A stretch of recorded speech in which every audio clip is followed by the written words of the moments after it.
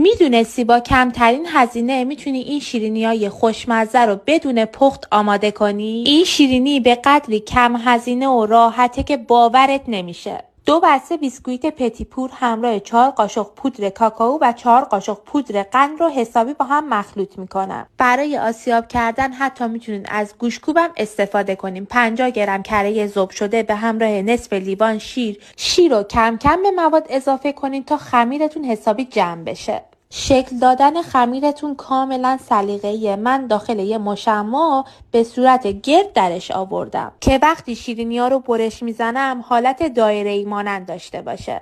به مدت 3 ساعت شیرینی‌ها رو داخل فریزر قرار میدم که بعد بتونم راحت برشش بزنم. یه مقدار شکلات تخته‌ای رو ذوب کردم که باهاش تزیین کنم. شیرینی داخل یخچال بوده و خیلی راحت و تمیز برش میخوره. من برای تزیین یه مقدار شکلات رو ذوب کردم، روش ترافل ریختم و با کپسولای کاپ کیک تزیینش کردم. این شیرینی فوق‌العاده خوشمزه و راحته. حتی میتونیم برای مهمونیاتون هم درستش کنیم.